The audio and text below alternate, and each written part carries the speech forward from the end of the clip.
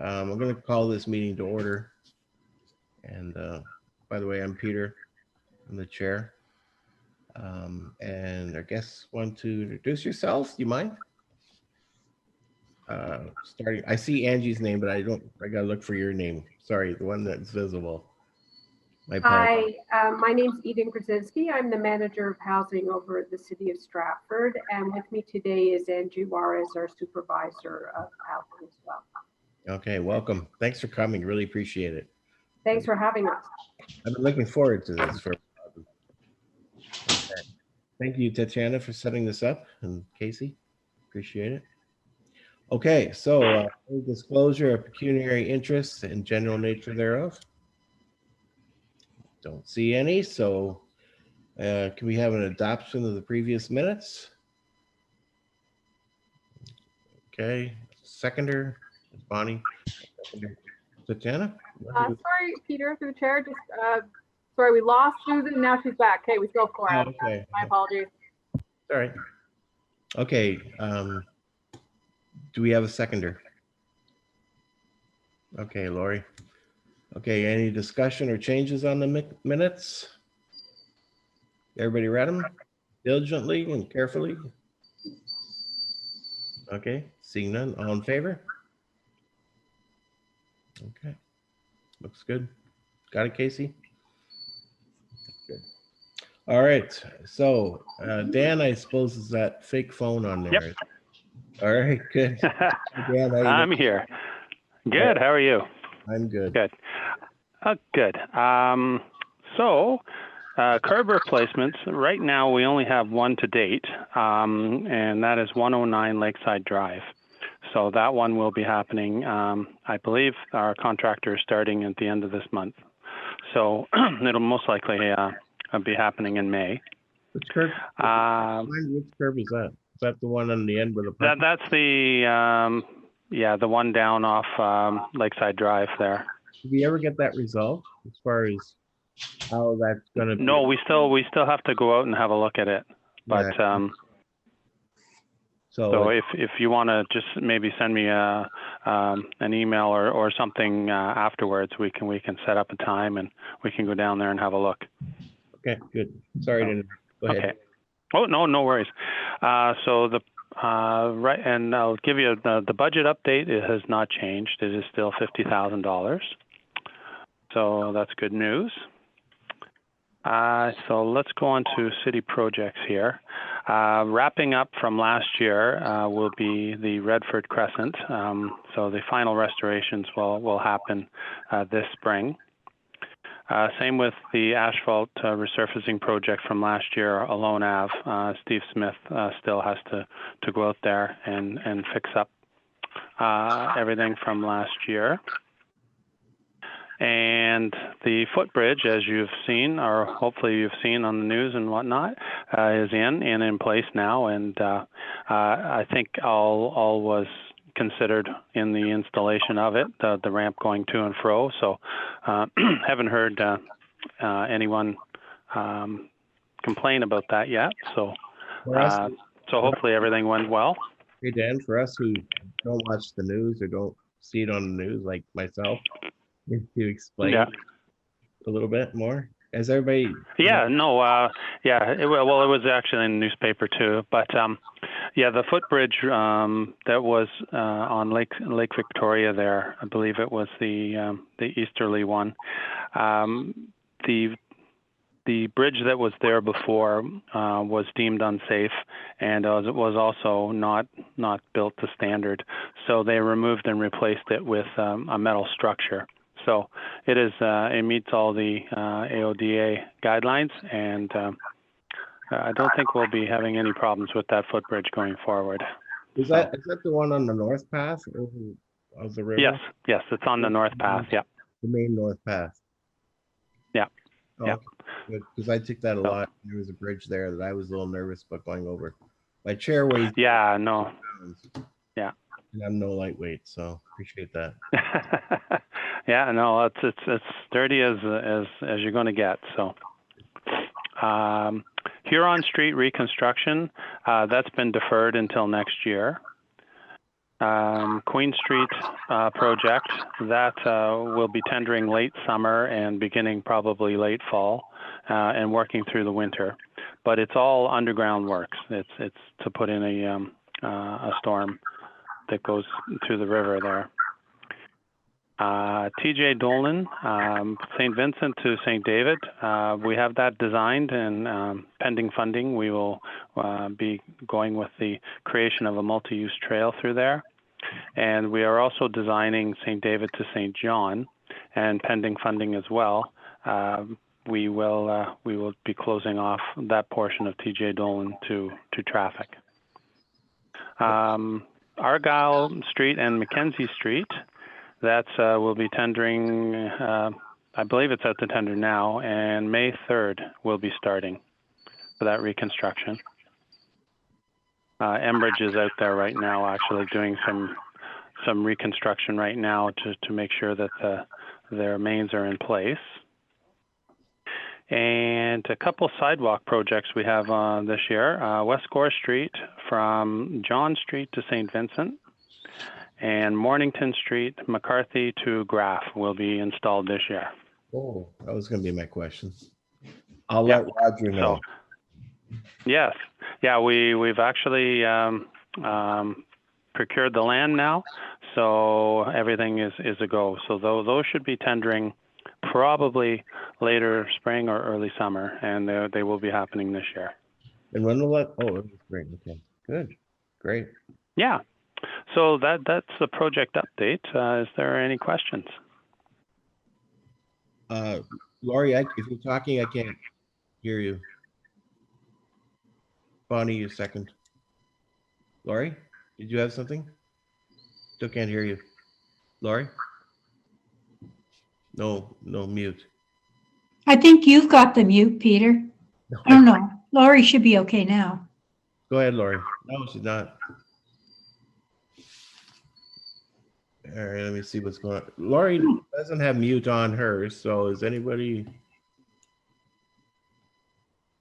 Everybody's staring at me. Bonnie, go ahead. Okay, no, I think it works now. Sorry, does it work? Yeah. Okay. Just a question on when you say the sidewalk, John to St. Vincent, which side is that on? Is it just replacing the one that was already there? No, it'll be on the north side. Where there is no sidewalk right now in front of the hospital. Oh, okay, perfect. All right, thanks. Oh, good. Excellent. No. Yeah. Okay. Bonnie? Yes, I just wanted to point out that you said about closing from St. David Street to John Street. That hasn't been confirmed by council yet. That section. We've had the open. Yeah, no. Yeah. Just, okay, yeah. Yeah, just that needs to come back still. And okay, yeah, no, thanks for clarifying. And I guess it all depends on this year. Are you going to be able to get out and have a look at along Patricia at the curbs and over by the yeah, what I want to do is I want to go out with my inspector and sort of have a walk around and see if we can highlight some areas that need to be addressed. Yeah, like maybe it measures fine, but I've had complaints, so and it does look a bit over, so it's at that at Catherine on the south side, no, the north side, I guess, and then by the walk through there. Yeah. Okay. Come across and then cut over to that other driveway, right? So. I'll see if I can get out sometime this week or next week with the inspector, and we can sort of flag some areas that are deficient. And another thing we talked about for a couple of years now is making this Memorial Gardens at least one way in there, because it's not accessible. All three ways in are steps, at the bottom by paths there. Is that still being looked at? Yeah, well, I think what we'll have to do is we'll have to address that as an engineering project, because it's my inspector actually mentioned that to me this morning. He was wondering if that was still on the radar, and I said, oh, it is. But they did meet with the contractor last year, and he said, no, there's going to be more that needs to be done here than just a quick fix. It is going to have to be an engineered solution. So I'll bring that forward to management again, see if they can maybe address that this year.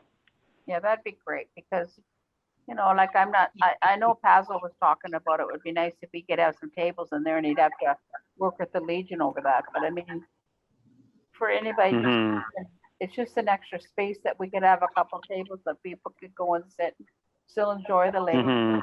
Yeah. Okay, thanks. Yeah. That's been on. Okay, thank you. That's been on the table for a while, even before I got on. Yes, it has. Yes, it has. That would also make Roger happy.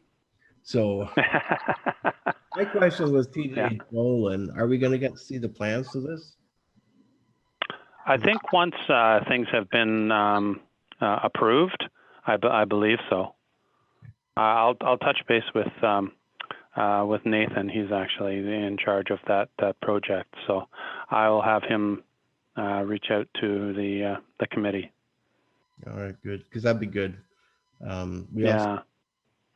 Yeah, and I was just wondering. I guess that's different community. All right, that's all right. Any other comments, Dan? Bonnie?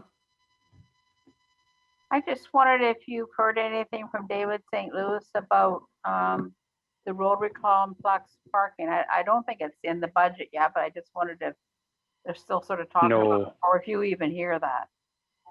No, I haven't heard anything about that project. No. Okay, do we need to talk to David St. Louis on that? Because I was wondering the same thing. Yeah, I would think that's where that would start. So we're getting to the point where people are going to be going to the market again, and the walkway is not very good. Okay. I think it's in the 10-year forecast, but I just don't know when they're thinking of starting it. Yeah. I'll have to look at it, see if I can figure it out. Yeah, if you could find out, let us know, because that's a big project. Yeah, it's important. I don't know. It's been there for a while. All right. Any other questions for Dan? That's great. Thanks for the budget too. Okay. Okay. All right. Yeah. And as always, shoot me an email if there's anything you think about afterwards. Great. Thanks a lot, Dan. All right. Yeah. Okay. Thank you. Bye. Okay. So we have a couple of delegates, as we said, and it's Eden. I don't want to try your last name. I apologize. As well as Angie. So we've been discussing a lot on housing, and we hope our committee can be a help to you as you can be a help to us. So I don't know if you want to start or you want to hear from us first, why we've asked you to come. Actually, if you don't mind, I've put together a presentation to give you a quick overview of what we do and also our plans for Britannia. Your invitation was very timely because we had actually been planning to reach out to you as well. So really happy to have this dialogue. Am I able to share my screen? Oh, it looks like I can. Okay, I'm going to put together some slides. Just pull this up now.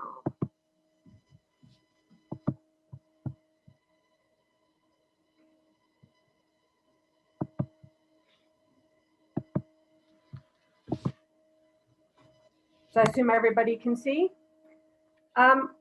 What I was hoping to give you a quick overview is what we do here in the housing division. A little bit about the difference between social and affordable housing, because there's just try and clarify what some of our permanent housing that we are mandated by the province where we do versus the Britannia bill. Talk a little bit about our strategic plan under the 10-year housing and homelessness plan and what we've identified as the need and demand for accessible housing. And then we can get into the Britannia Street affordable housing development and how you can help, and happy to answer questions as well. So very quickly, who we are. We are a unique department, social services within the city of Stratford, because our mandate is a designation by the province. We are one of 47 consolidated municipal service managers. And so although we work for the city of Stratford, our responsibilities are also for Perth County and St. Mary's. We administer 3 provincial programs: Housing, Ontario Works, and Children's Services. Homelessness bridges both our work in Housing and Ontario Works, and we also operate the Anne Hathaway Daycare Center. With respect to housing, you're probably most familiar with our Housing Access Center, where we manage the centralized waiting list for rent geared to income housing. So anybody in the community, actually anyone in the country that's interested in accessing a rent geared to income housing unit within our service manager catchment area would apply to us, and we maintain a centralized wait list for all rented geared to income housing. Some of those are units that we actually own and operate, but there's also a number that are owned and operated by nonprofit housing providers and cooperatives in the community. So with that, we provide oversight and support to those community housing providers. There's 415 units that they manage. About half of those are rent geared to income, and the rest are market rent and offered at quite a lower end of the market. We also administer a number of rent support programs. You might have heard of these, called rent supplements, housing allowances, portable housing benefits. We also have an affordable homeownership program where we provide a loan to low-income families to get them into the housing market. Those are a number of different programs, and each one is a little bit unique depending on the what funding they came under. I will tell you that as we move forward, a lot of the traditional programs that we've had are moving more from where we would have had a relationship with a landlord to a benefit that attaches to a person. So what this basically means is you as an individual, I as Eden, might get a portable housing benefit, and I can use that to rent any unit in the private marketplace. That's what a lot of our programs are moving towards. We also administer a number of federal, provincial affordable housing programs that go into as far as developing new housing. The most recent one you're probably familiar with is our Britannia Street housing developments, but we've also worked with private sector developers to get some units built throughout the county, and over I'll go through a little bit about how many we built over the past 5 years. And then the other thing we do in the division is we own and operate the Perth and Stratford Housing Corporation. We are the largest landlord in the community. We operate 663 rent geared to income units throughout the service manager area. With respect to homelessness, we offer short-term emergency accommodation through the use of partnerships with local motels for anybody who's in need of emergency housing. We have a fund to assist people with moving costs, last month's rent deposit, rent and utility arrears through our Chippy program. And actually through COVID, we have greatly enhanced the amount that's available in the rent arrears program if anybody has run into challenges due to COVID, loss of jobs and so forth. And so we encourage you to, if you know of anybody who's running into challenges, to call our office. We can help with rent support, time limited, and we want to make sure that we're preventing homelessness from happening in the first place. Through that program, we also offer a number of housing-based supports for people who are experiencing homelessness or at risk of homeless. We have 3 outreach workers. Some of them, sometimes they're doing eviction prevention in our community housing stock, but a lot of times they're working with individuals that are staying at the motels to rapidly rehouse them as well. A couple of years ago, we started up a brand new program based on a Housing First model called SHOP, Supported Housing of Perth program. And this program is offered in partnership with a number of community agencies, and we provide intensive case management to high acuity households who've experienced homelessness, where we take people who directly from homelessness, put them into a permanent house and provide wraparound support so that they can maintain their housing stability. Through that program, we built 12 permanent supported housing units, 4 are in St. Mary's and 8 are up in Listowel. And we have about 52 households, or maybe 55 now, through that program. Most are supported in private sector units. And finally, we're doing a lot of work to coordinate the homelessness response system. We're moving to something called a coordinated access system, where we're working with a number of community partners. We've established something called a quality by name list, where we actually have names and information on everybody in the community who's experiencing homelessness at any time, and coordinating with community providers to try and get people into housing as soon as we can. I thought I'd flip now to talk a little bit about the difference between social and affordable housing, because I think sometimes there's a bit of confusion about it. On this slide here, you will see a picture of the housing spectrum, which we've adapted from the Ministry of Housing and Municipal Affairs. Any of these types of housing methods on here can be considered affordable housing. And affordable housing is, as you can imagine, is a very subjective term. Something that may be affordable to somebody who earns $100,000 a year is very different from somebody who earns, $10,000 a year.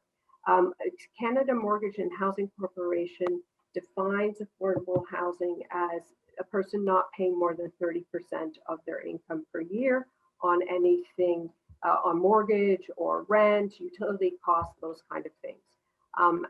But that varies, as I said, it varies differentially. So how do we define it when we talk about units? On the most of what I would say is within the housing stock falls in the private market. 95% of housing falls in the private market. The non-market housing makes up about 5% of the stock, and that includes a bit part of community housing, which is what we own and operate here at the City of Stratford. This is housing that has been developed with government funding and receives ongoing subsidies.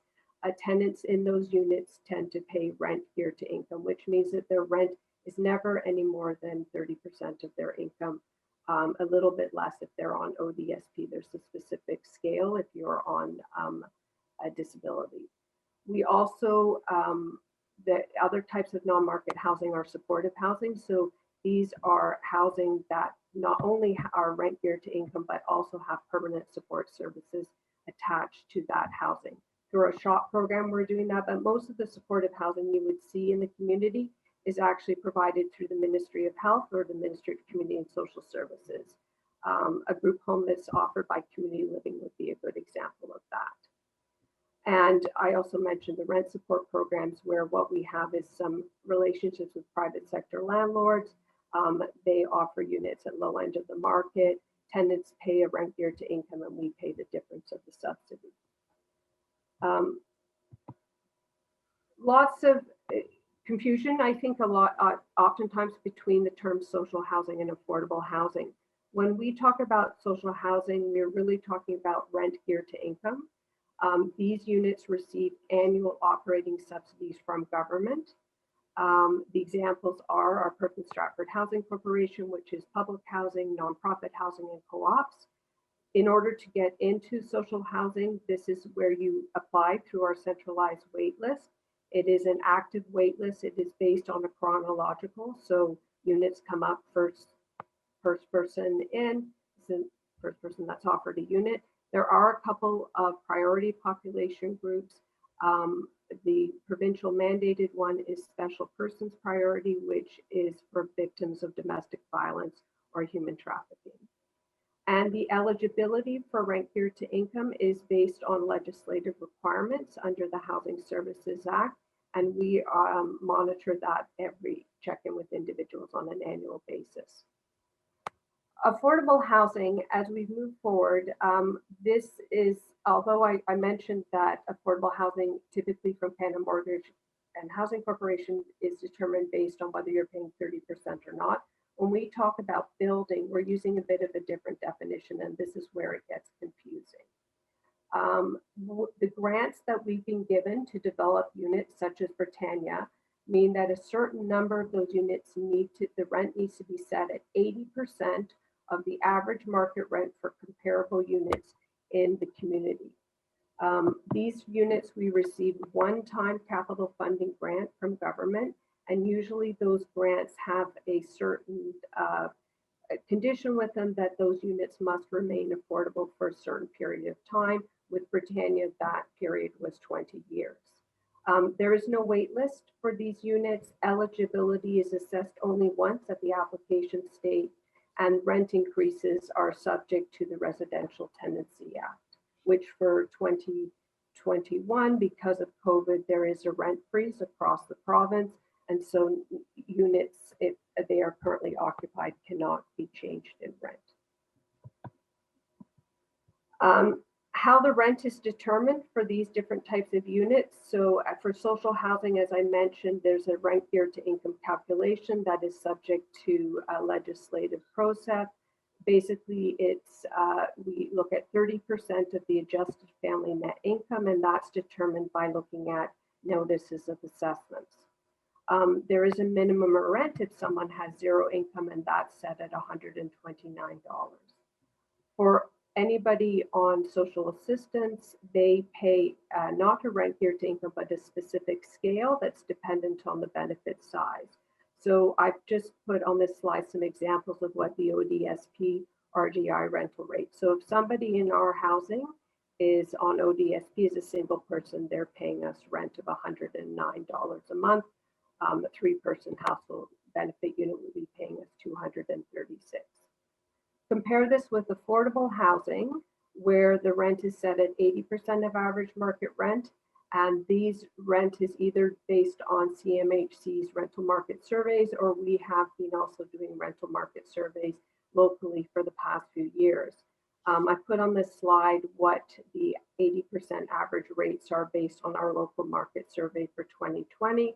You can see that a one-bedroom was running at $991.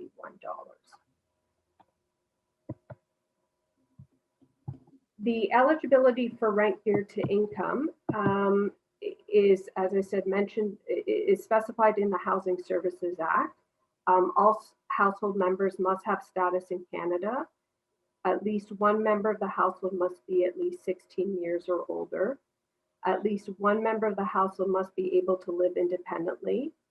No member of the household can owe any arrears to any social housing provider. We have made exceptions that if individuals enter into a repayment agreement with our office, then we will allow people to come back onto the waiting list as long as they are in good standing with that repayment agreement. There are certain program income and asset limits which are published under the Housing Services Act every year, and I'll show you them in a minute. And households must meet local occupancy standards, which basically states that if you're a one-person household, you have a one-bedroom unit. If you're a mother with two children, you'd be eligible for a two or three bedroom unit, depending on the gender of and ages of the children. So to give you a sense of household income limits, this is what's published in the Housing Services Act for 2021 for the Stratford Service Manager area. Bachelor 27,000, up to a four-bedroom unit of just shy of 60,000. That's the income limit. To put this in a bit of a perspective, I put this chart up which shows you rental housing affordability in the community. The rule of thumb is that households who earn in the 30th income percentile or below really should be applying to us and be living in rent geared to income housing. Individuals who earn between the 40th and 60th income percentile typically can afford low end of market in the rental market, and those 70th and above may be able to get into the homeownership market. Just to make some sense of this slide, what you will see across the top in the dark blue band is the annual household income of renters in the community. This is from a couple years ago, so it would have changed a little bit, but it's based on 2018 data. And what you see in the light blue band below is if you were at that income level, what would be an affordable rent for that household based on them paying 30% of their income on housing. On the left, I've put sort of what the alternate average market rents were running back in 2018. As you would have seen from my previous slide, they've popped up a little bit. We're seeing great increase year over year in the rental rates, as well as I'm sure you're hearing about home ownership prices skyrocketing as well. So what the beige bands show is if you were a household who was earning in the 40th income percentile, let's say an income of $37,000, you would be able to afford that bachelor unit that's rented at $910. If we go up to somebody who's at the 80th income percentile earning, let's say $76,000, they would be able to afford a bachelor 1, 2, or 3 bedroom unit according to the scale. So what we're saying is that households below those income levels, and that you will see if I flip back to the household income levels that are published in the Stratford service area for the Housing Services Act, those households would then fall to us and apply through the centralized wait list. I hope that's clear. I'm happy to answer questions. I know it's a confusing conversation, but the idea is that social housing, lower end of the market, then there should be moderate income. You need some affordable units as well. We recognize, obviously, that there is a great need for all types of housing across the continuum. A couple of years ago, we spent some time relooking at our 10-year housing and homelessness plan, which is another legislative requirement under the Housing Services Act that we maintain. We revamped our strategic priorities and held a number of consultations throughout the community to look at what the need was. Our vision is that everyone has a right to a home that is safe, suitable, and affordable, and to supports that help keep their home. We identified 4 strategic objectives. One is about ending homelessness, creating attainable housing options, sustaining our community housing, and addressing a diversity of needs.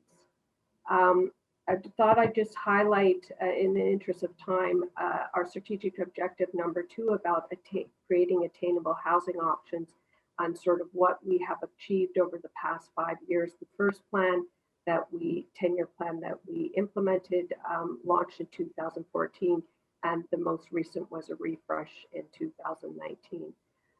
We're using the term attainable here, which is a bit broader to encompass a range of housing options that is available, affordable, appropriate, and achievable to meet people's needs situations, recognizing that we need to look at the entire housing spectrum.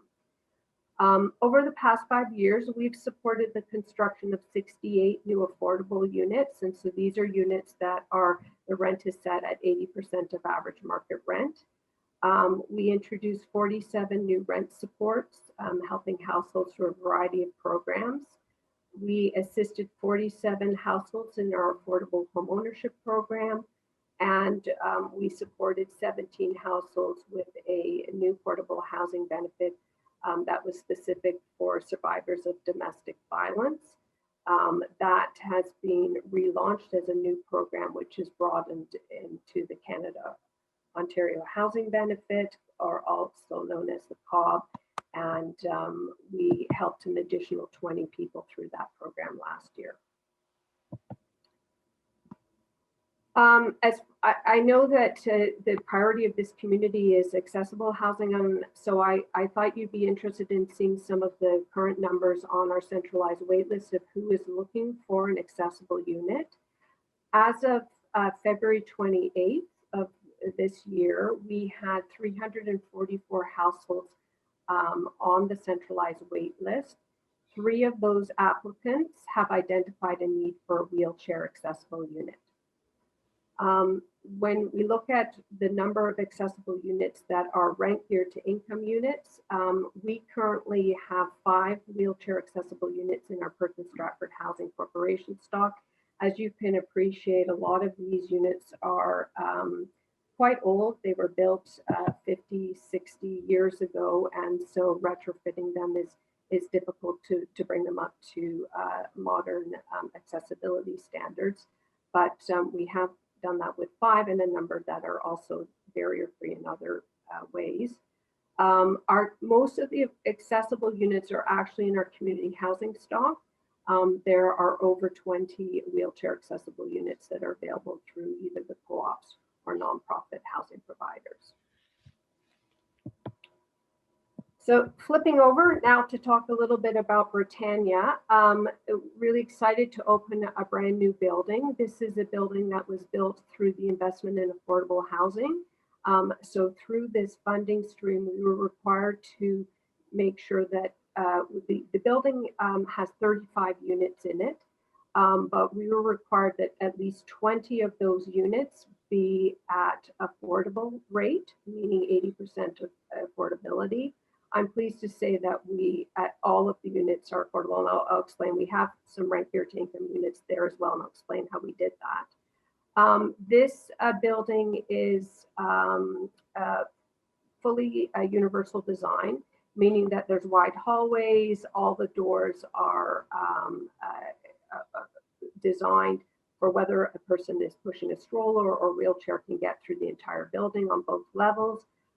There is a Lulu lift to assist individuals if they have accessibility needs to get up to the 2nd floor.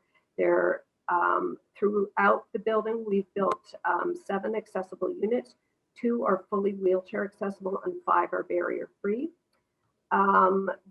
We also put in walk-in showers in all of the 1st floor 1-bedroom units because we get a lot of, I'm sure you can appreciate, a lot of requests from individuals with mobility issues who want to live on the main floor, and the shower modifications is one of the most common that we receive from our clients. We've also got scooter storage on both floors and laundry facilities on both levels. To give you a little sense of the rental breakdown, as I mentioned, through the funding stream, we had to maintain at least 20 of those units at the 80% average market rent. What we have actually done is try to ensure that all of those units were affordable at different price points. So 25 of those units are rented out at 80% of affordable market rent. We have also found some rent support programs through our office that we've been able to create 9 rent geared to income units at Britannia. 2 of those we partner with a community agency. We've sublet we've rented the units to Choices for Change, and they sublet it to their clients with a housing benefit. So those are rent geared to income units. And the other 7 units are paired with a rent supplement agreement through our office. So those tenants come in through our centralized wait list. We've tried to vary the number of units, whether they're regular or barrier free or fully wheelchair accessible. So you'll see that one of the wheelchair accessible units is rented at 80% AMR, and the other one is a rent geared to income unit. So just to give you a taste of what Britannia looks like inside, this is a picture of the wheelchair accessible unit that's on the ground floor. I'll just run through, I've got some photos just so you can get a sense of what it is looks like. You're looking out from the entrance into the kitchen and then the living room. This is a picture of the bedroom. It's a 1-person unit with there's 2 covers with sliding doors. This is the picture looking back out from the living room out to the main door. Then you will see that it's got a automatic door opener. And this is a picture of the accessible washroom on that unit, fully wheelchair roll-in and accessible facilities, and a picture of the kitchen, which you can see we've also designed so that the fridge and the sink is also accessible for somebody in a wheelchair.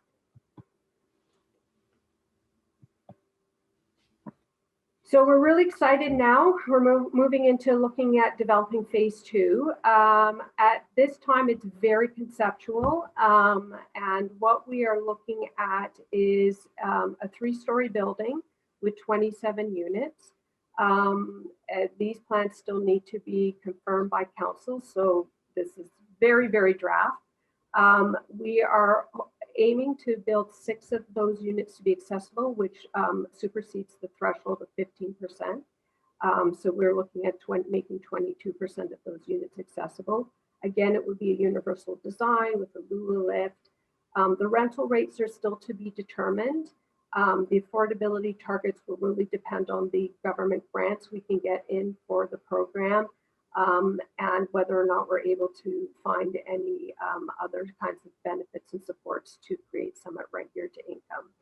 We are targeting to start construction later this year and assume occupancy late next fall. It is my hope that we will, in the next month or 2, we will be doing some community open house about the concept designs.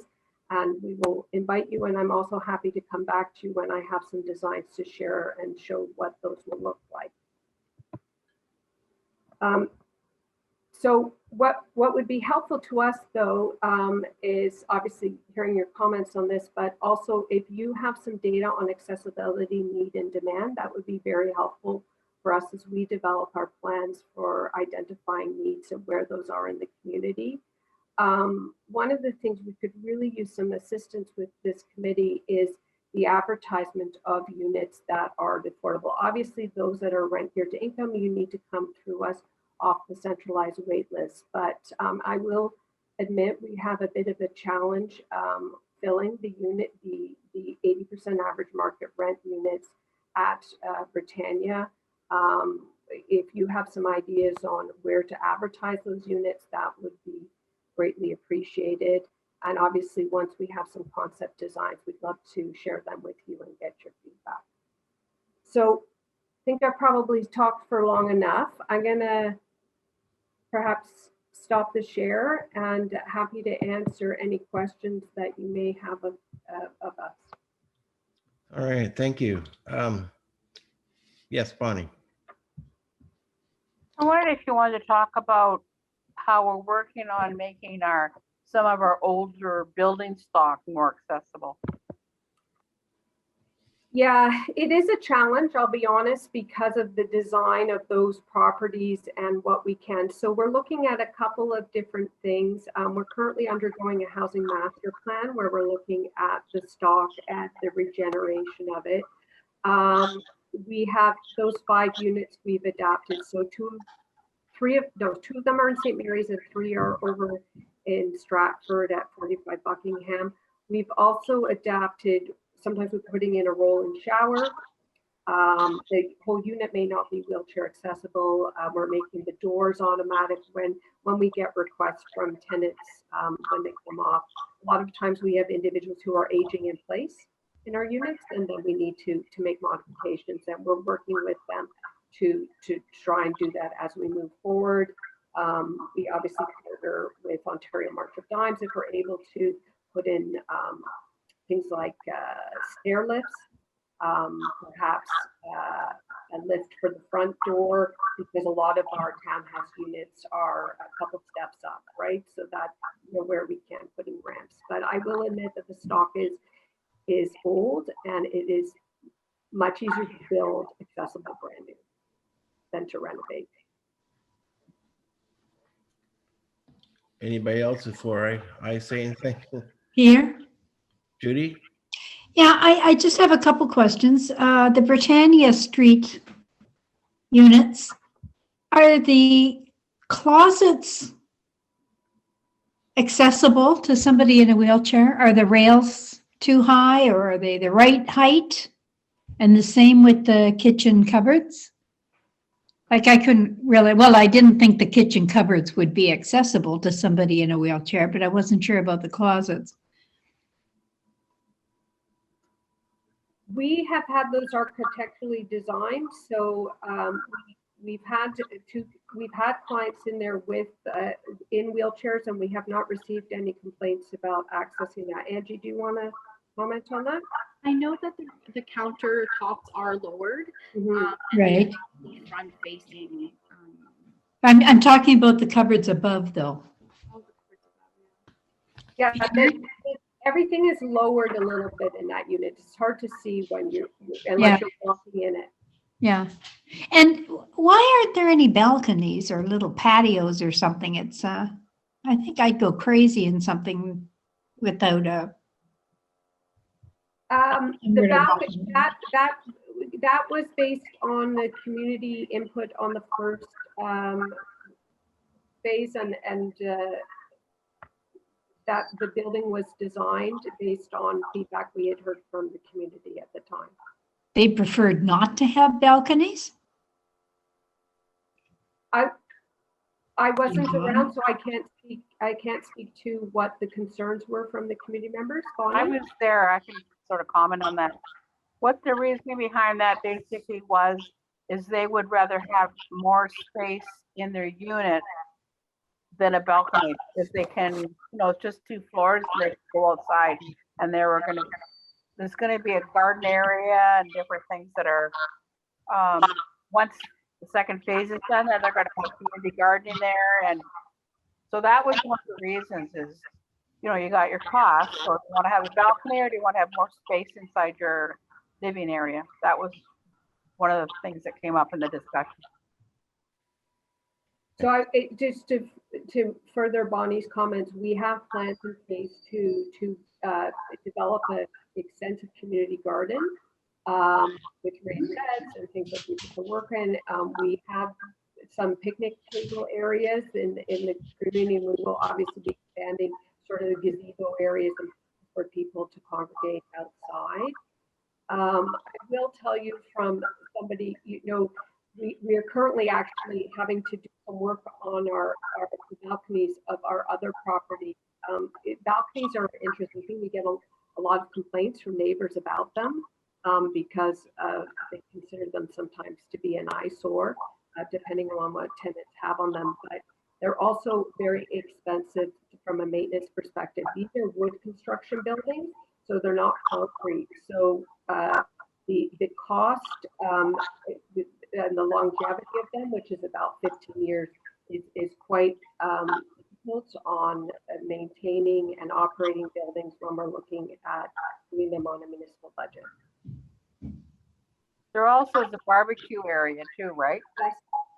I'm thinking more about personal space, like, you know, even with COVID, it kind of pointed out that people need air. They need to step outside and not bump into people. It's a privacy issue. I can kind of vouch for what you're saying is that when you have balconies, they're very difficult to make them physically accessible for a wheelchair. And because I was involved in planning housing in Toronto with Nucleus Housing, and so I'll be sharing more with you in a sec. But that was a project that was the first of its kind. Disabilities. Judy, can you? Yeah, thank you.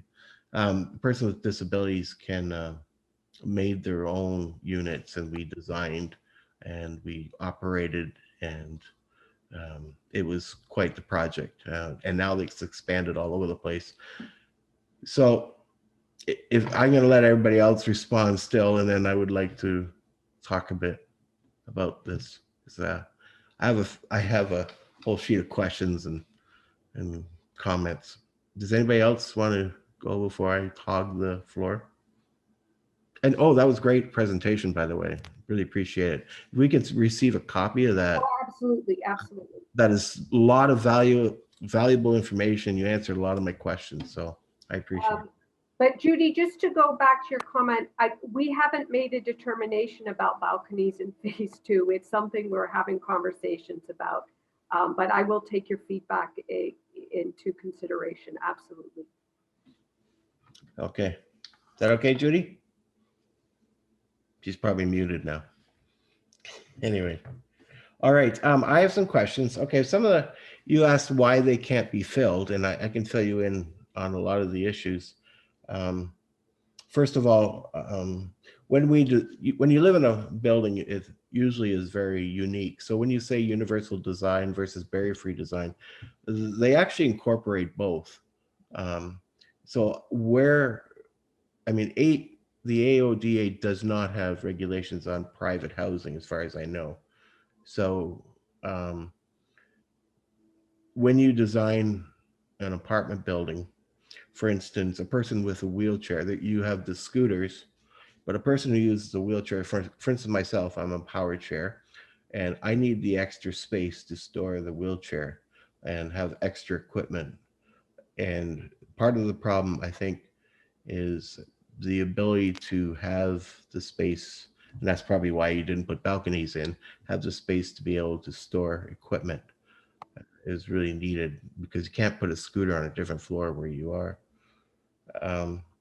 So what is the difference between universal design and barrier-free design?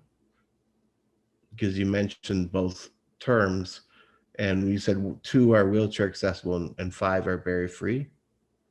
It's kind of a confusing term, because they really are the same thing. Universal design includes barrier-free design, so barrier-free design would also be wheelchair accessible.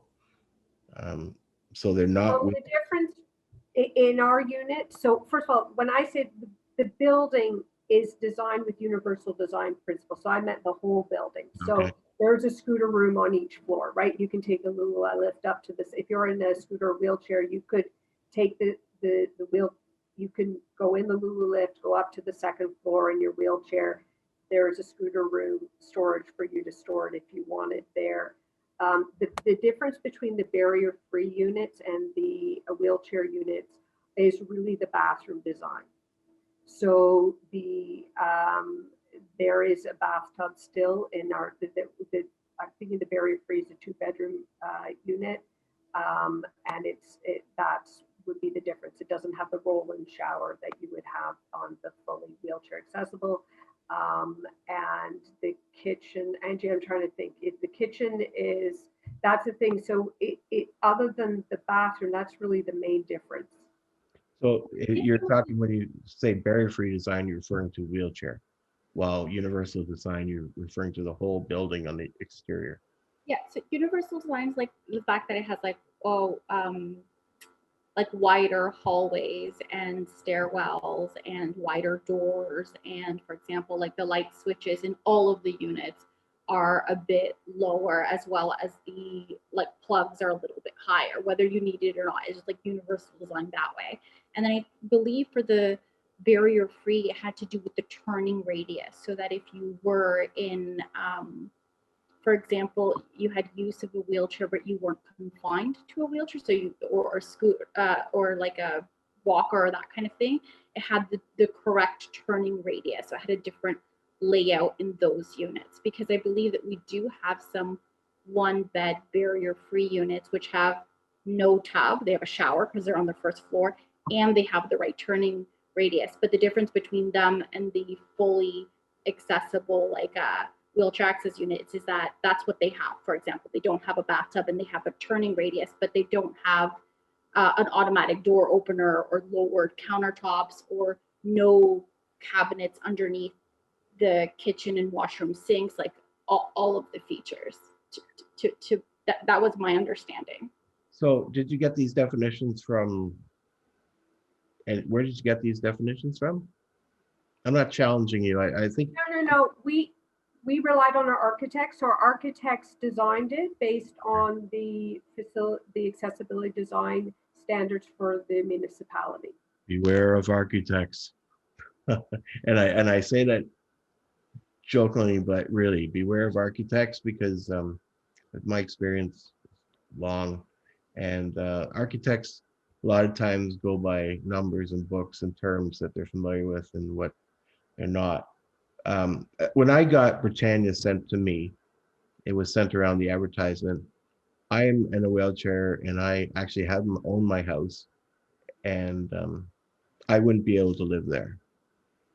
Now that says something, right? And I could meet with you privately and tell you the reasons why, because I don't want my personal story beyond there. But part of the issue is there's people that fall between the cracks. You've heard that term, as we always have. where you have social housing, you have someone that's on ODSP, has a very low income. If they get a building, they need a tenant care. A lot of people will need an outreach program to have tenant care service to be able to live in an accessible unit. Stratford's lacking in that area, although there is a program. I'm the only one on it, and which is remarkable since it's a program that the Ontario government sponsors to provide tenant care outreach program, and I hire my own attendants through this program, and it's available to the whole province, yet I'm the only one on it. There is a agency that provides, you're probably familiar with Cheshire, are you? Cheshire Homes, right? They provide in the house. So their building, which you probably realize is probably substandard in your opinion. I'm sure you would find it substandard because I do. They have their office inside, similar to what Nucleus Housing in Toronto did. Now, Nucleus Housing in Toronto, they were subsidized units, 12 units on top of each other, had attendant care within the building. And that's what Cheshire kind of does at the same time. They are fully accessible, and it was designed by the input of those who originally, including myself, were to live there. And it is fully accessible. It is well designed, and actually you can use that as a very good template to go outside of the city to see maybe you might say a better designed wheelchair accessible apartment. Part of the problem is that you won't fill the units if you have a $1,000 rent for someone who may not be on ODSP, because not everybody's on ODSP, right? It's an expensive, and then you need a 2-bedroom in most cases to be able to provide the needs of someone who has a wheelchair. So you might require 2-bedroom. My question to you also is the assets and the equity a person has can often remove them from qualifying for subsidies. So let's say someone has an equity but no fluid income, has a very low fluid income. That means their income of $1,000 would be unaffordable, yet they have equity because they had to put everything in a home or everything in a condo. And so there's a falling between the cracks between the middle. They're not an ODSP. So let's say they live with someone, their income is included. So people with disabilities do get married. They do have partners. They do have. So a second person comes into the unit, all of a sudden they can't afford the accessible unit and they can't find a place. So they don't come to Stratford at all. And this is part of the problem. We're having trouble getting people coming to Stratford because finding a place to live is impossible. I'm experienced that. When I came back 20 years ago, I grew up in Stratford. I broke my neck, lived in Toronto, St. Catharines. I came back to Stratford. I ended up not wanting to build a house, but I had to build a house to live here. So you have attendant care services are necessary. That's there, but you have to be able to provide the information to people who are wanting to move here, because many people with disabilities need attendant care services. And second of all, you need to define what you mean by barrier-free universal design, because when sometimes you say barrier-free and a person looks at the washroom, they'll say, I can't use that. For example, when you construct a bedroom, a new construction for your phase 2 is a good advice, because I don't know what your Lula lift is. What is that? Limited use, limited application. So it's akin to an elevator, but it's not exactly the same. It's a little bit slower, and it's meant to provide service to people who have trouble with stairs or can't do stairs, versus like an elevator is for literally everyone to be used all the time. So that's not for in the unit. So, okay. So in the unit, and this is where you need to define so people know when they, for instance, if I used to travel a lot, I go to a hotel room, I'd have to actually have them go to the room and describe every part of the unit so I could find out if I could even stay for the weekend. Many times when I asked if it was accessible, it was determined by the hotel itself whether it's accessible. And I found when it was accessible, the guy said, well, oh, I thought you meant, was it available? I mean, I know you're not going to that extreme, but I think what people with disabilities need to know that I need a ceiling lift. Okay, so what you have to do before the construction is make sure the bedroom has the construction of being able to hold the frame and hold the weight and the ceiling lift, right? In order for a person to transfer from a chair to a bed, right? Those things, what those big Hoyer lifts, they have probably different types, but a Hoyer lift, you're familiar with a Hoyer lift? They're the ones where you wheel around. You see them in hospitals often. They wheel around. They crank people up. They're often used as well, but they're huge. A ceiling lift is more economical in some ways for the ability to transfer, but not economically, financially, and also require construction. So when I built my house, I had it framed up so the ceiling lift could take me from my chair to my bed. Without that, you require a Hoyer lift, which you would require a 2-bedroom, which would up your income and would make you go, oh no, I can't afford that. So there are many things like that. That's just an example. And so when you, okay, gotcha, Laurie. That part of the problem is there's a lot of things that have to go into that. And I can help you on that because I have a lot of experience in this area. And I do know people that, well, I've been doing this for 40 years. So I know the trends and I know how people fall through the cracks.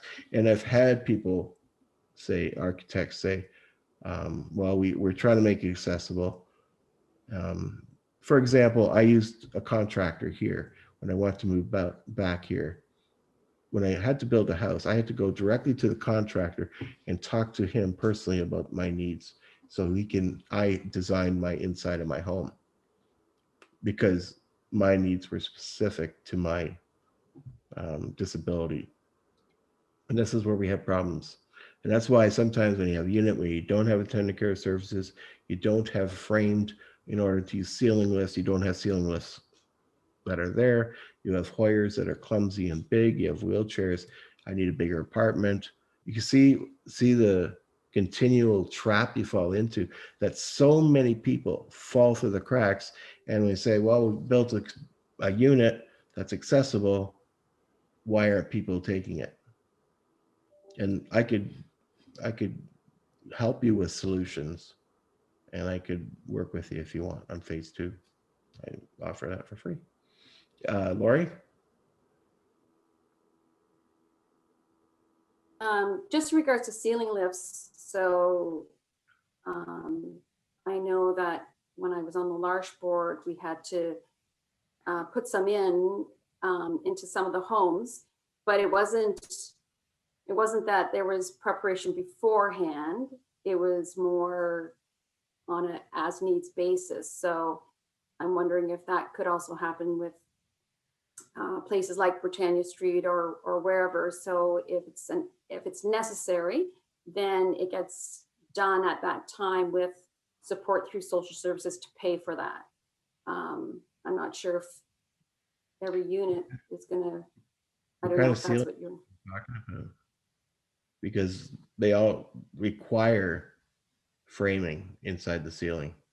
right. So there were major renovations done to that room. Oh, okay. So yeah, I just not, you know, if there was certain things that could be done within the building, but I think that, you know, to help with things, maybe it's somehow like the housing department could assist with that in projects like Britannia if it's needed. So you've raised a lot of comments and questions, and I'll try and answer a couple of them. But first off, Peter, happy to have a conversation offline and you know get your experience and talk about this. We really understand that there are needs that are everybody's individual and their needs are different. And so we have through our department, and you asked about how we do modifications in our current units. There is a specific accommodation process that we meet with and go through with individuals. What I will tell you though is we have no funding for this. So any accessibility needs come out of the municipal tax base.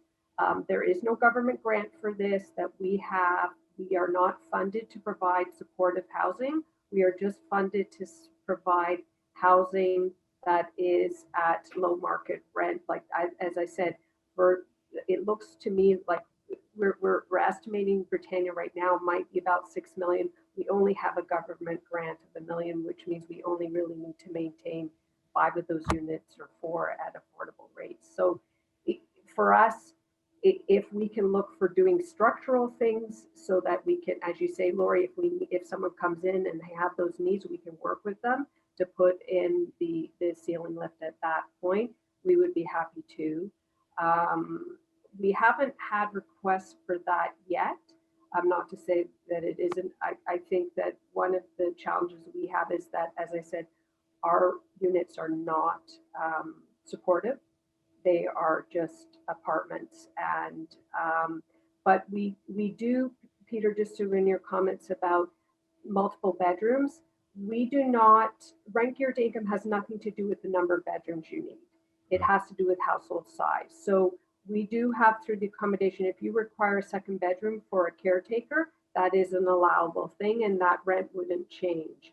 You would still, the rent is based on income. It's not based on the number of people that you need to live in that unit. Can I stop you at that point? So my question is, so if a person has a change in income, let's say they're living in an apartment, they get married or someone moves in, all of a sudden they can't, right?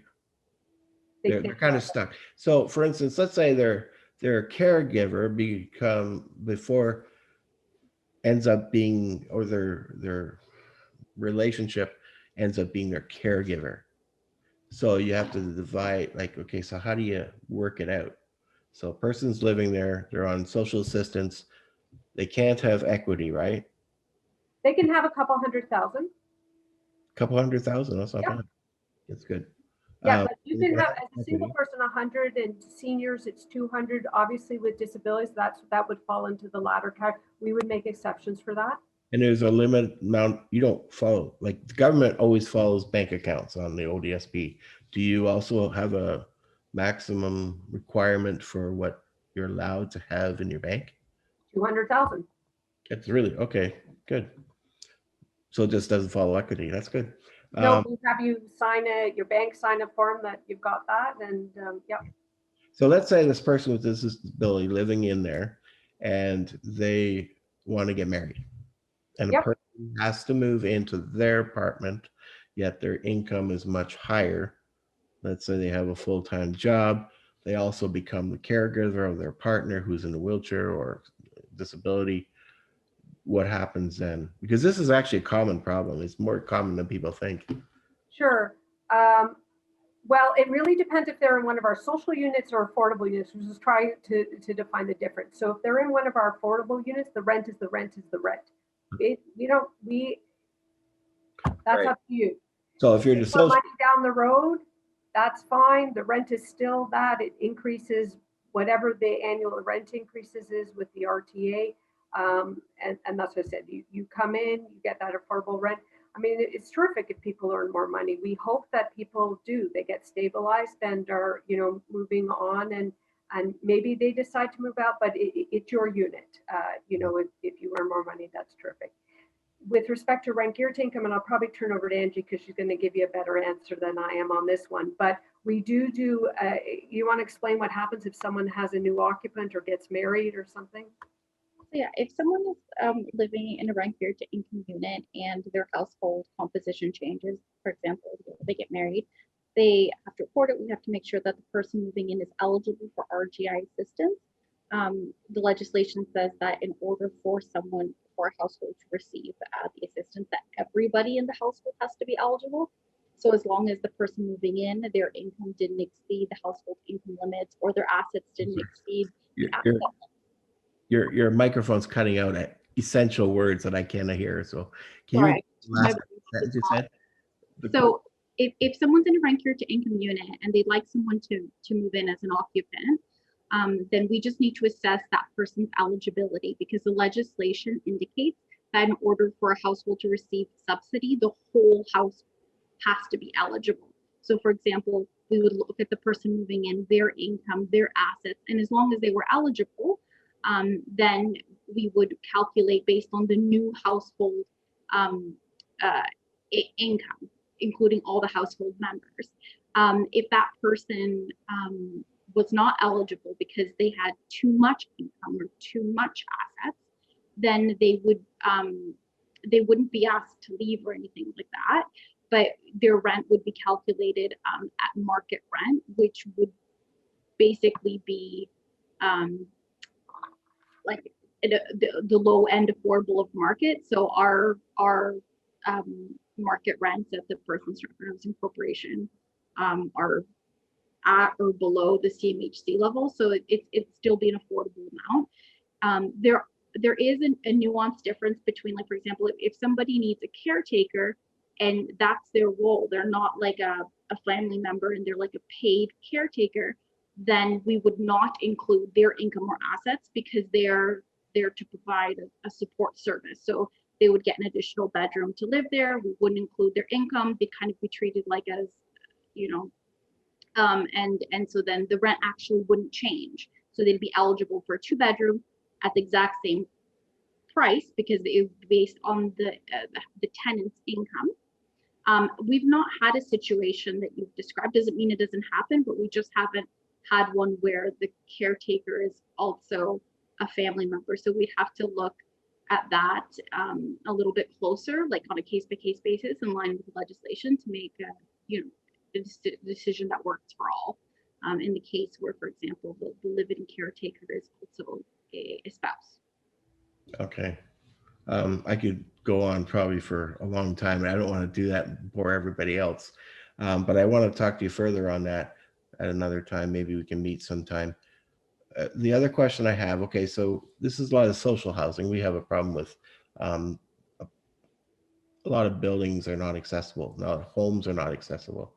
And as a result, people don't come to Stratford because of that. I mean, I know took forever for me to move back to my hometown, and I'm familiar with people, I have connections, yet I had a lot of problems. How many, like you say, I wanted to say this in the right way.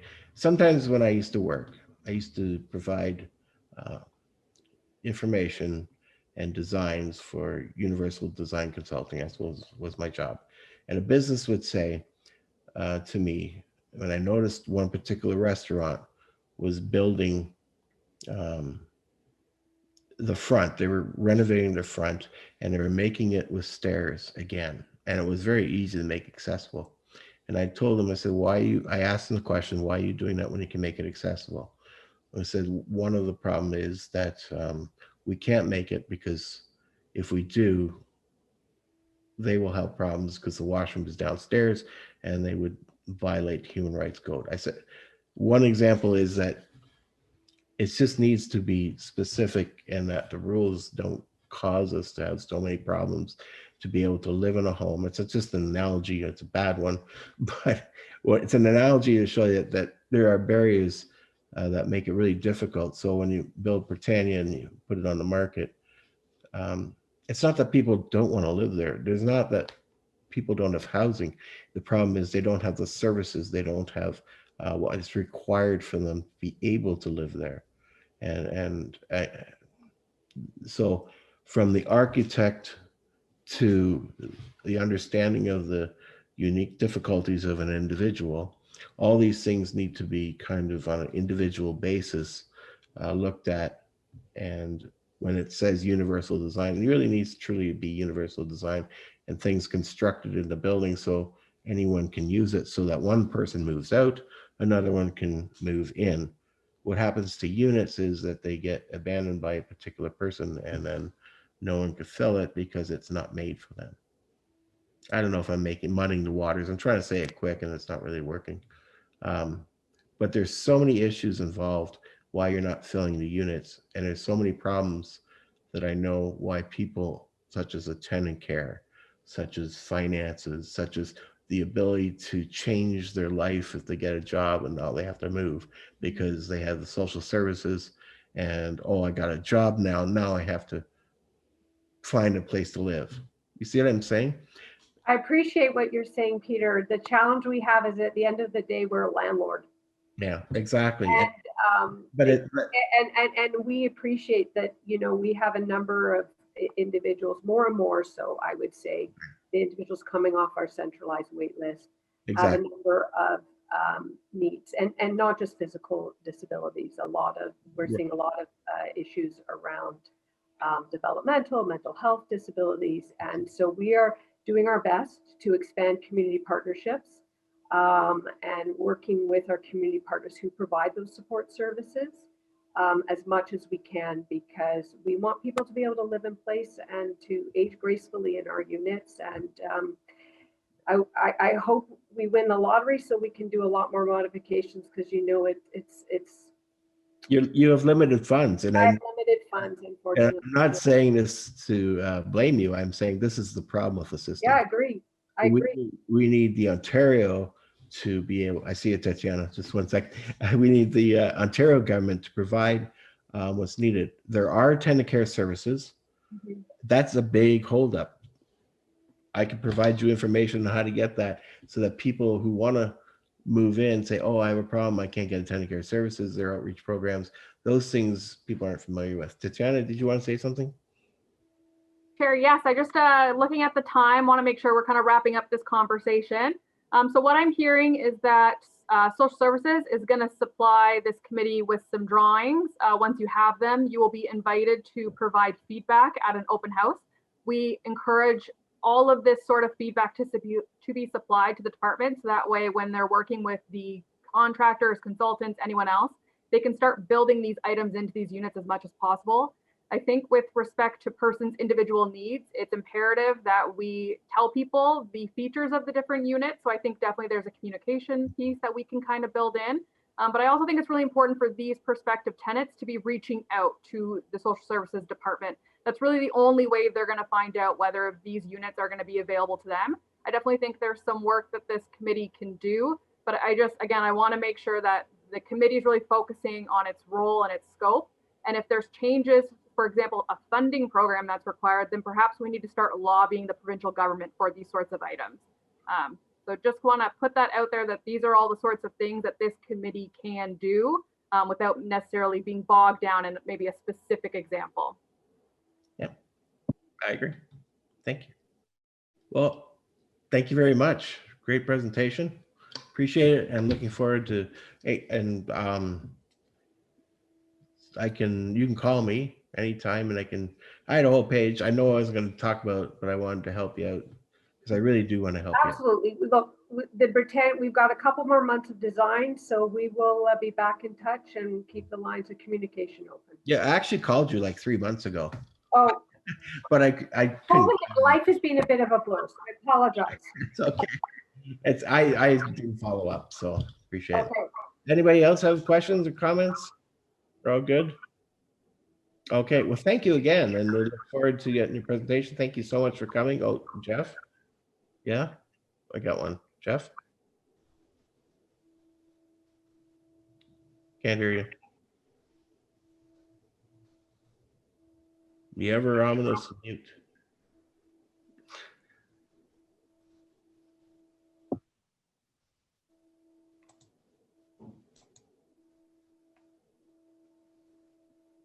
Oh, okay. Are you still wanting to talk, or wave your hand if you still want to talk to us, Jeff?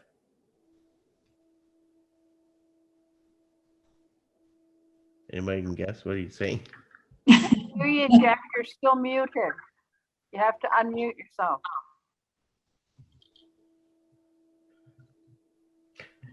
Oh, sorry, Jeff. We're just gonna have to move on. It's getting late, and I can't help you right now. If it's important, you can email or whatever, Anna, or in that one. The slide deck that I have, I didn't show the last one, but it has answered my contact information, so feel free to reach out, okay? Or it's really good. I mean, it really helps point out a lot of things I didn't know. So thank you, Bye. everyone. Thank you. Okay, so from last meeting, Tatiana, did you want to address the thing you wrote out for us? Through the chair, yes, that was great. So as part of your agenda package, you would have received a document entitled Accessibility Advisory Committee Goals and Initiatives Feedback. So I just want to say thank you to those who submitted feedback, and I hope everyone's had a chance to review. So just kind of high level going over the document and where I would like this discussion to focus. For the goals identified, they're very consistent with the goals outlined in the terms of reference, and they also speak to the projects that have been discussed over the last few weeks. I don't foresee any major changes needed to the terms of reference, but thought it might be helpful to review them to ensure providing education is properly reflected. And we can definitely do this as a first initiative in 2022. So I'll just sort of stop there, see if there's any questions about the goals section of this document. Okay, seeing none. So moving on, for the areas of interest and possible action, so there were a lot of great ideas put forward during this exercise. And I also went through the minutes from the past year, and I've outlined some projects that have previously been identified for completion in 2021. So you'll see the projects identified are quite significant and large projects, and they will take a significant amount of time to complete. And there's also going to be a need to have further discussion on what action is to be taken, because some items do fall outside the scope of the committee, or the action that can be taken might be different than the intended project.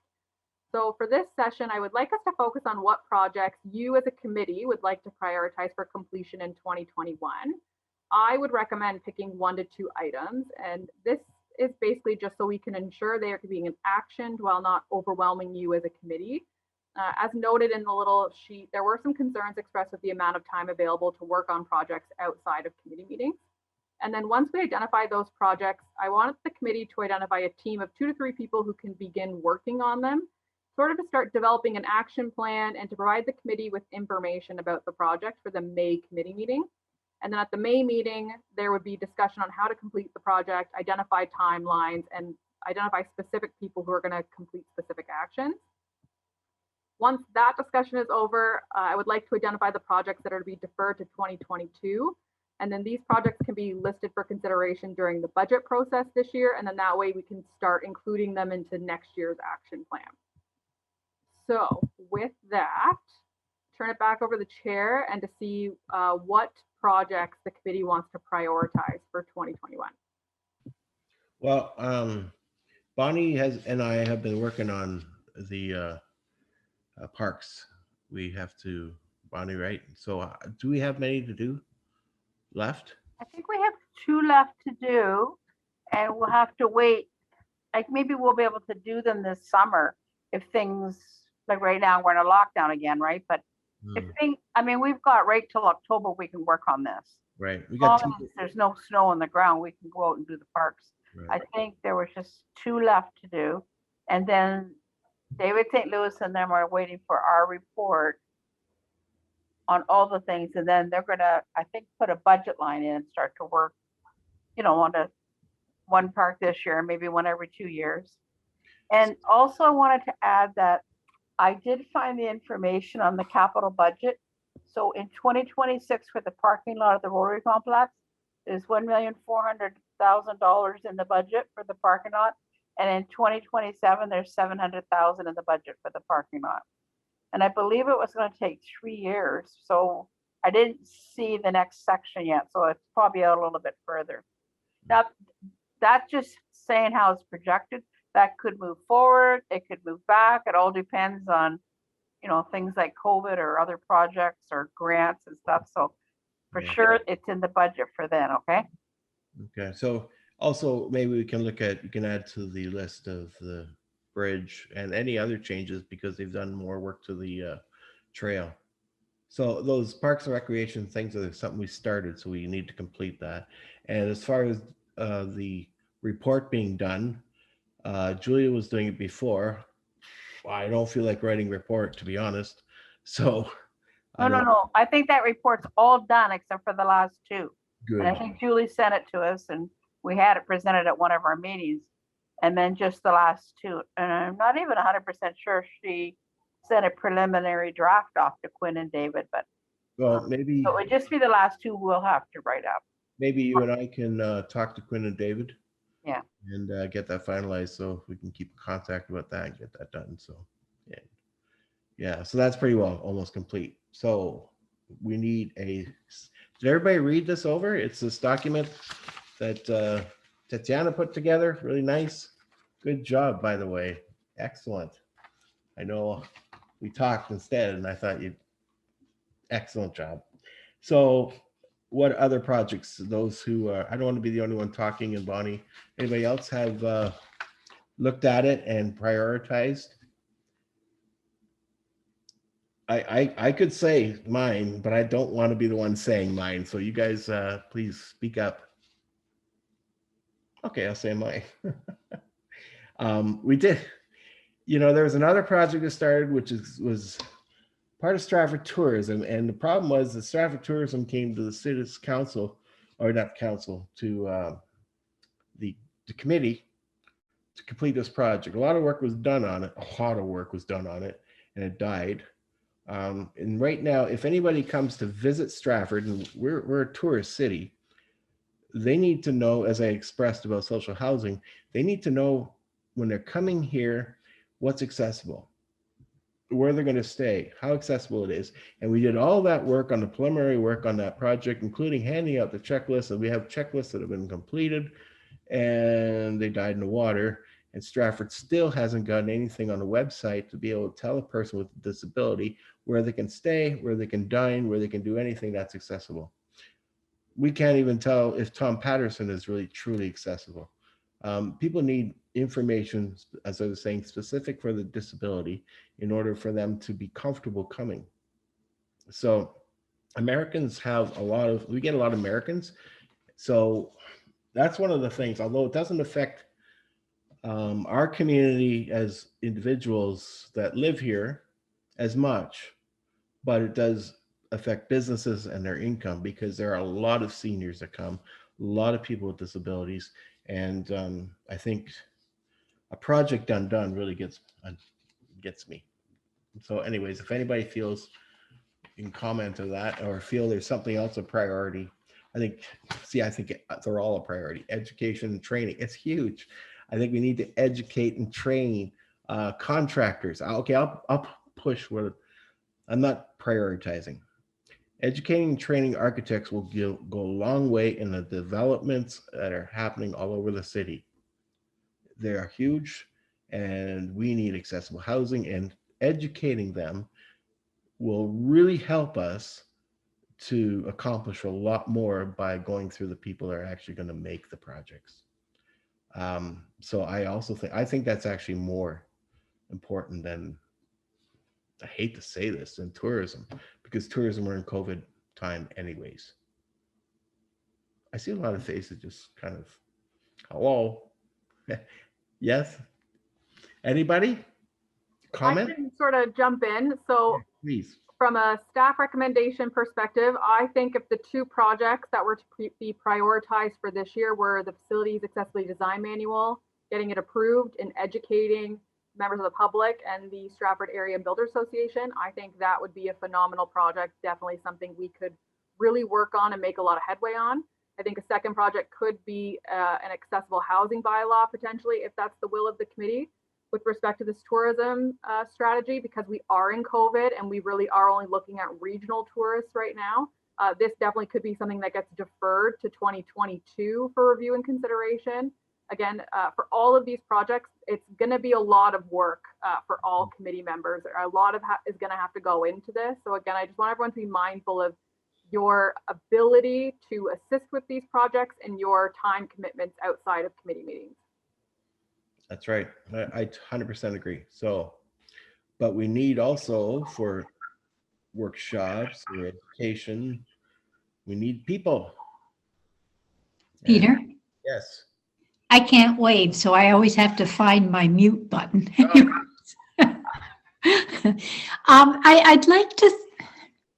I don't know. I think we're concentrating a lot on people in wheelchairs. There are other disabilities, and I'd like to see more discussion about people who are blind and deaf and include them a little bit more in what they need. Like, I'm kind of up in the air. I have a friend who is blind, but she's not particularly vocal about it. But, you know, it'd be nice if we could get ideas from them, what they need.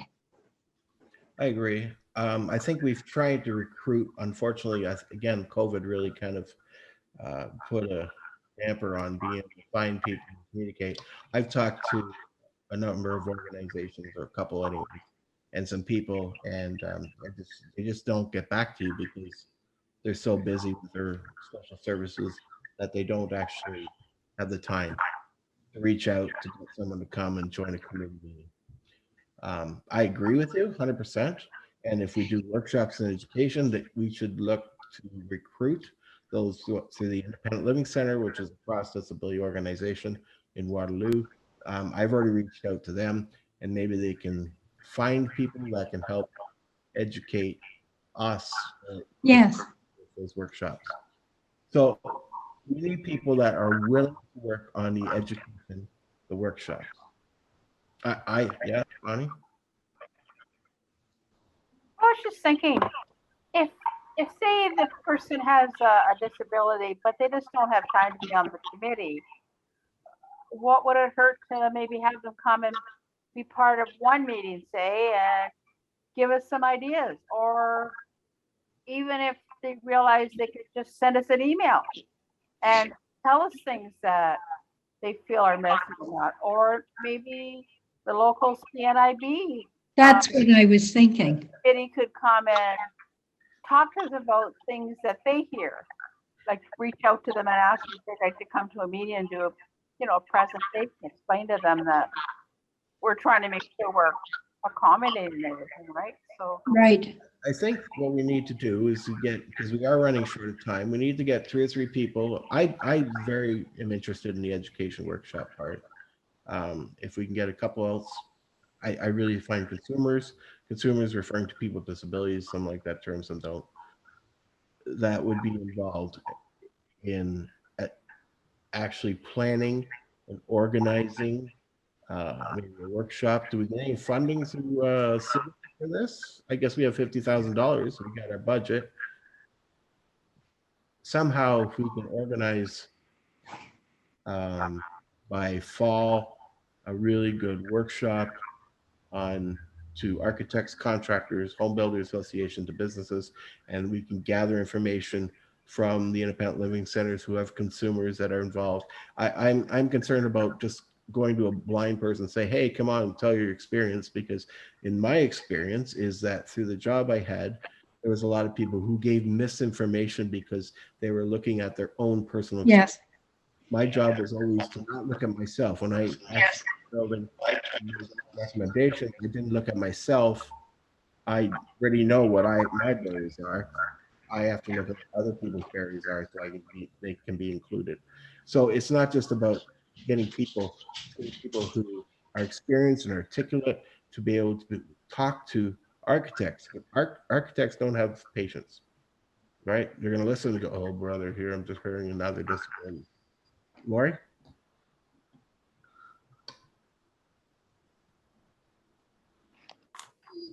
When you talk about the workshops, are you talking about specific to the facilities accessibility design manual? I think that's a big part of it, right? Tatiana, when's our date we can get this through? So through the chair, I'm working to have a summary back to the committee at the May meeting, hoping then we can either get a resolution from this committee to endorse it, bring it to council. That will likely be June or July. And then ideally, we would have an entire education component about the manual, which would likely occur in the fall. I definitely think, again, we don't want to take on too much so that we end up not doing anything. So perhaps we start with the facilities accessibility design manual, setting up a meeting with SABA, getting some feedback from them. And then maybe that gives us some ideas for some workshops in 2022 to like further discuss these issues. It might be a good way to start. Seems so far away. All right, Bonnie. I was just gonna say what we're doing for energy and environment, we broke out onto different groups like carbon reduction and ecological. And we're planning a webinar each month. And we had our first one last month and I forget how many people were there, doesn't matter. But we found it really handy, like to have it on there. And part of our committee is also working on takeout containers and reusable containers and stuff like that. So we're having webinars on it, and because we're a city committee, we can use the Zoom account and have people come in. And I myself have found, since we've gone to COVID, that even our council meetings, more people are watching. Although, having said that, I don't know how many people used to watch on Rogers, but you can certainly tell on a Zoom account how many people have gone on. Even my own church, like there's 200 or 300 people watching the service, where you never have that many at church, right? So I think we could do something like that, and maybe we could just do start out with something that would really grab somebody's interest, and have a presentation, and maybe somebody from SABA would give a report, and somebody from staff could give a report, and then it could be, you know, we don't have to be huge, but just even a small impact. All right, so we're running short on time. It's already 10 after. I'm sure other people have meetings. Let us get some volunteers who want to sit and work this out. I would like to be on it because I'm heavily involved in this before. Who else would like to be on this little committee I that would. can dedicate time to it? Yeah, they have to dedicate time to it. So, I'll help you, Peter. all right, Lori. I just want to I just want to get a clear understanding of what the committee is. So this is about looking at education of the facilities accessibility design manual. Is that, once that's passed, is that what it is, or is it something else? I think it's planning to use the accessibility design committee to inform a plan, maybe for 2022, really that far away. But anyways, to organize something that we can use the manual to, I mean, there's promotion for it. We need to get it to architects. We need to get the understanding of what it is, right?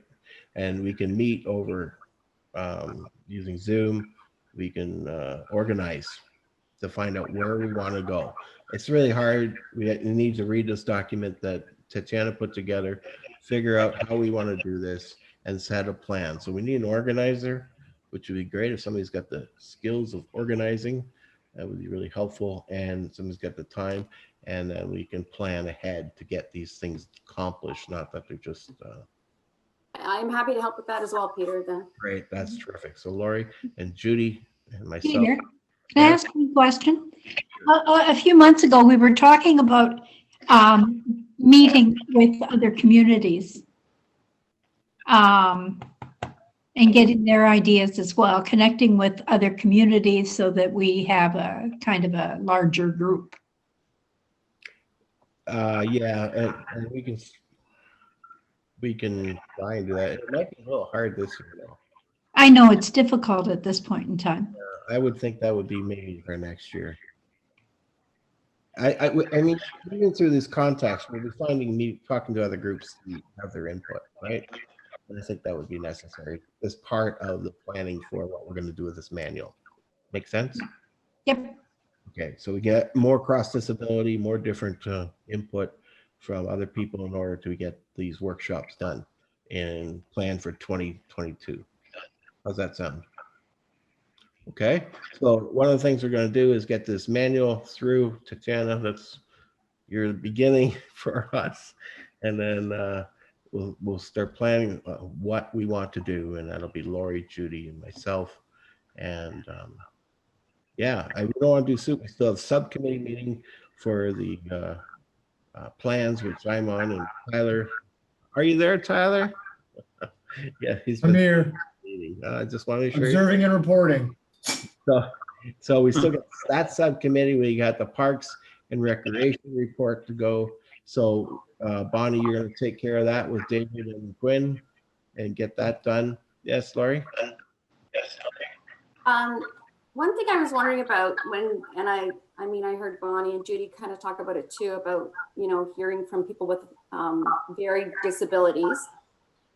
would people be okay if I drafted some type of letter that could go out to places like schools and service agencies that they could possibly send out to families of people who might have people living in their family with a disability, just to kind of let them know about our committee, so that if they wanted to contact us about anything.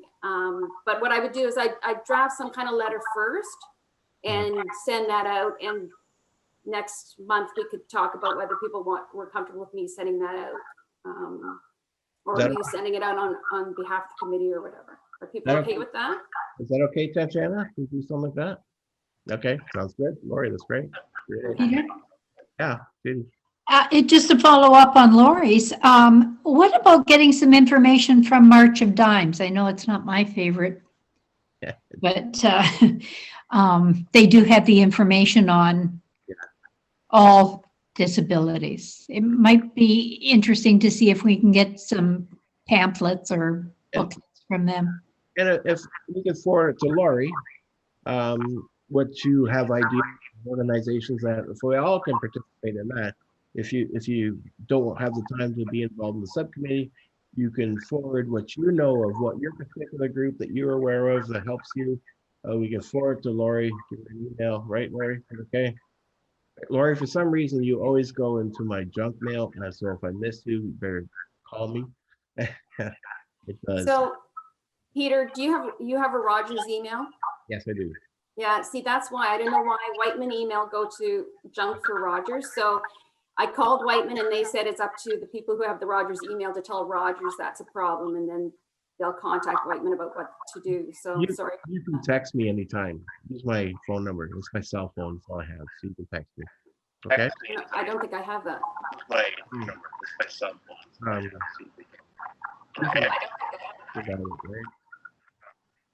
Casey, can you provide Lori's I can email it to you. It'll get to you, right? Okay. All right. Good. Bonnie, we got to wrap up. Like There's 2 minutes. the government has lots of free information too, because I've sent for pamphlets from them before, and it doesn't take very long to get them. Yeah, it's just you have to have the.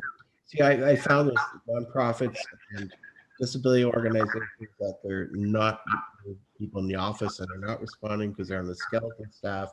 They're working from their homes, and when they're working from their homes, they don't like to reply because they're at home.